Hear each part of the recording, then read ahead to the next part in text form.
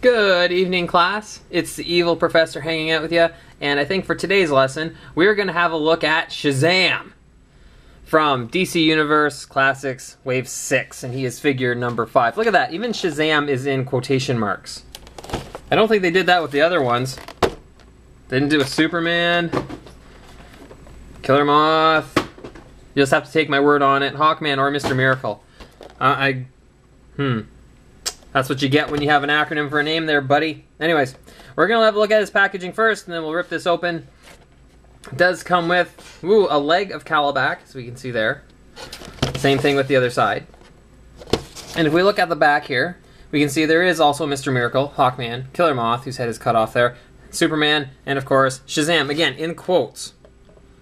Anyways, a little bit of background on Shazam. His biography. Drawn to a secret cavern beneath the subway. Who the hell is going to the secret cavern beneath the subway? Anyways, orphan newsboy Billy Batson, there we go, met the immortal wizard Shazam, who granted Billy superpowers to do battle with evil. By uttering Shazam's name aloud, Billy was thus transformed into not only an adult, but the world's mightiest mortal. Empowered with the wisdom of Solomon, the strength of Hercules, the stamina of Atlas, the power of Zeus, the courage of Achilles, and the speed of Mercury. Wow. I just like saying Shazam. It's just a great way to make a point. You know, like, hey, how about that UFC last night? Yeah, Shazam! It was awesome. I just like saying Shazam. Maybe it's because did I ever see Hogan's Heroes? No, I didn't, but that's okay. I saw the thing in Simpsons where they were ripping it off, and I thought that was awesome. So, here we have Shazam. Looking quite, I don't know. Actually, I think he just ate a bad taco or something, and he's trying to find the toilet. Anyways, we're going to bust open Shazam. We're going to have a look at this figure in just a moment. So, if we just wait a couple seconds, I'll be right back. Okay, so after a slight pause, we are going to go back to looking at Shazam from the DC Universe Calabac Wave. And in the interim, I was thinking about it because I was wondering, why is he called Shazam, or why was it in quotes? And this is what I came up with. Even though his name is Shazam! Shazam! The hell was that? Okay, never mind. Even though the package says Shazam, I think isn't he supposed to be called Captain Marvel? And I think that's what it is, because they don't want to put Captain Marvel on a DC Universe figure because that'll confuse the kiddies. Because Shazam! is... What the hell? Don't you have a Harry Potter game to go play? Anyways. It would confuse the kiddies, so they decided just to put Shazam on there. Shazam! Oh. Instead of Captain Marvel. So anyways, we can have a look at this guy, and I may have to go and... anyways, later. Can have a look at him. Ooh, look at the cape. Now, so his colors, I mean, it's what we expect from Shazam, Captain Marvel. Oh my god. So what we expect from Captain Marvel, if I just stop saying that S word, she'll shut up. So, Captain Marvel is, again, is what we expect, largely red, and you know what? No underpants on the outside. What's up with that? Because he's old enough that he should be like that. But anyways, we've got the red we expect, the big yellow lightning bolt, which represents the lightning bolt that comes and gets him when he says the name of the guy whom he calls out. So I'm not saying it again. Shazam! Oh, I guess I didn't need to. Anyways. We've got the yellow boots, which, I mean, I know I want yellow boots. And we've got the gold for his bracers here on his forearms. The gold here along, I guess it'd be a chain or a cord that's holding his cape. And he's got that weird sissy shoulder cape going on. I don't really know what the deal is with that. Power Girl has that too, right? And I don't really understand it. And we've even got the gold here for the crosses on the side, or I guess the stitching on the one side. Again, I don't really want a cape that goes over one shoulder, but maybe he does. He's got the skin tone, which we'd expect for his head and his hands, and we've got the black, really short cropped hair here on top, along with his black eyebrows, which makes him kind of look like The Rock. Wouldn't that be interesting if The Rock played Captain Marvel? Oh wait, wasn't he supposed to play Black Adam instead? Anyways, so for articulation for the figure, we can move the head all the way around, up and down a little bit there.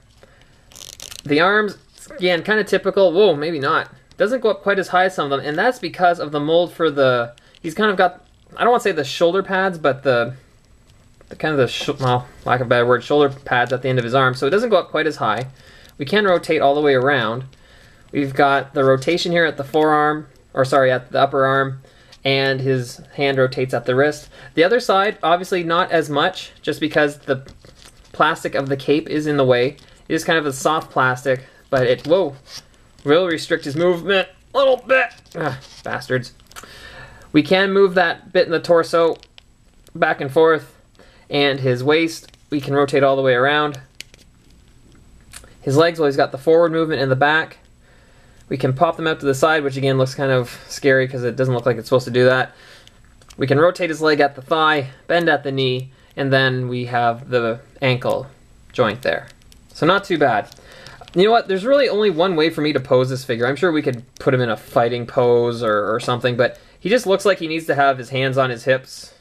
That kind of classic stoic look where he's looking off and, you know, he's awesome because he's Captain Marvel. Sam! Oh my god.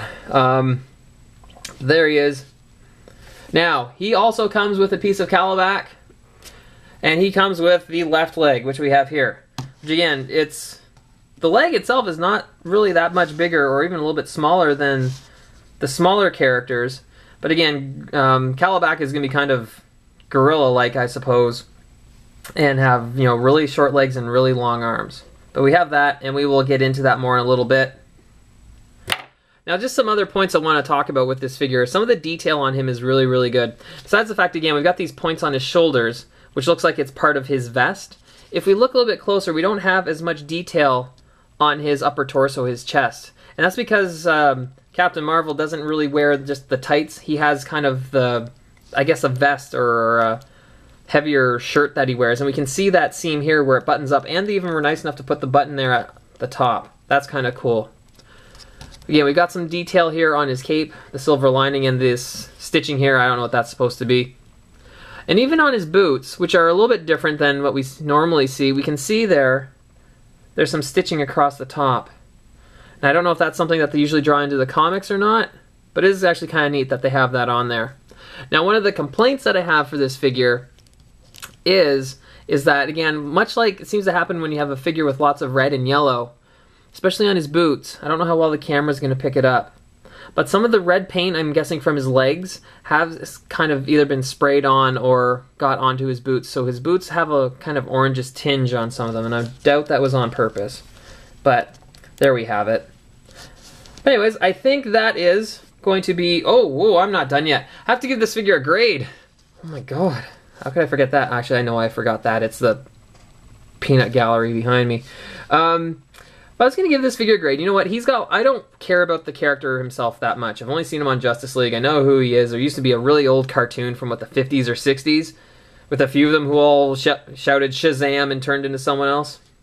Shazam. She missed her cue. But, you know, the figure has character. And I do like that. Like, I mean, really, to me, it's just one pose.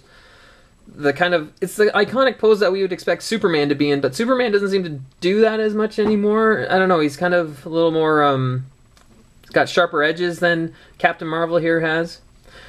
But I think he's pretty good. So this figure gets a B+. He's got lots of... Oh. This is so going to be wrapped up soon, and I'm going to do some horrible things.